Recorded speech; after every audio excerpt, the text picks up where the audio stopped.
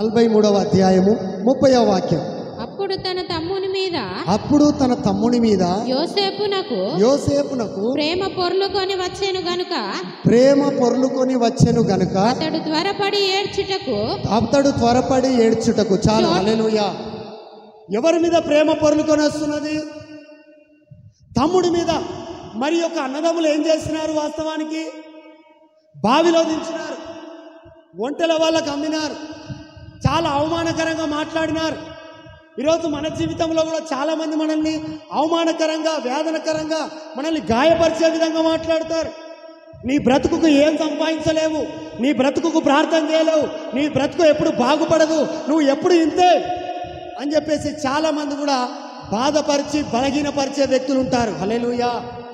ఎంత బాధపరిచినా, ఎంత గాయపరిచినా, ఎన్ని అవమానాలకు గురి చేసినా, ఎన్ని నిందలకు గురి చేసినా కూడా వాళ్ళు మర్చిపోయినారు. కానీ అన్నదమ్ములు యోసేపును మర్చిపోయినారు. యోసేపు చనిపోయినాడని చెప్పేసి ఇన్ఫర్మేషన్ ఇచ్చినారు తండ్రికి, కానీ యోసేపు మాత్రం వాళ్ళని మర్చిపోలేదు. హల్లెలూయా. యోసేపు వాళ్ళని మర్చిపోలేదు. యోసేపు ప్రేమ మారలేదు. అందుకనే ఆయనకేమొస్తున్నదట? ప్రేమ పొర్లుకొని వస్తున్నది. హల్లెలూయా. ప్రేమ పొంగి పొర్లుతున్నది. ఒకానొక టైం వచ్చేసింది, అన్నదమ్ములందరూ ఎవరి దగ్గరకు వచ్చేసినారు?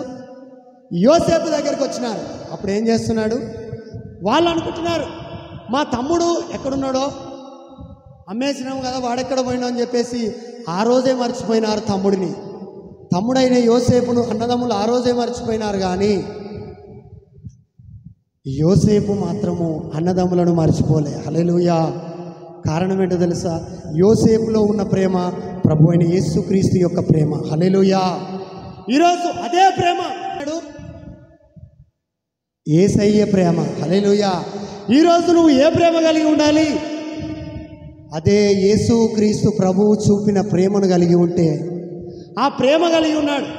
ఏం గుర్తుపెట్టుకోలే? నువ్వు నన్ను బావిలో దించినావు, ఒంటెలలో కమ్మినావు, నన్ను మామూలు శ్రమ పెట్టినారా? మిమ్మల్ని చేయబట్టి నేను పోతీఫరు ఇంట్లో కూడా చాలా కష్టాలు పడ్డాను, మిమ్మల్ని వదిలిపెట్టేది లేదురా అని చెప్పేసి పగ తీర్చుకున్నాడా? పగ తీర్చుకోలేదు. కానీ ప్రభు ప్రేమను పంచినాడు. ఈరోజు చాలామంది పగ తీర్చుకోవడానికి సిద్ధపడతారు. నువ్వు పగ తీర్చుకోవడం పనిచేసి ప్రభు ప్రేమను కనబరచడం ప్రారంభిస్తే నీ జీవితము మధురముగా మార్చబడుతుంది. హల్లెలూయా. యోసేపుకు అన్నదమ్ములు కనబడగానే ప్రేమ పొర్లుకొని వచ్చేసింది. మరలా యోసేపు తన అన్నదమ్ములను పొందుకోవడానికి గల కారణం ఏంటో తెలుసా? దేవుని యొక్క ప్రేమను కనబరచడమే. ఈరోజు మనము కూడా ఏదైతే కోల్పోయినామో దాన్ని మళ్ళీ ఫిల్ కావాలంటే నువ్వు కూడా ఏ ప్రేమను కనబరచాలా? యేసయ్య ప్రేమ కనబరచాలి. యేసయ్య ప్రేమ నీలో ఉండాలి. ప్రేమ ఎప్పుడు ఉంటుంది? శాశ్వత కాలం ఉంటుందట.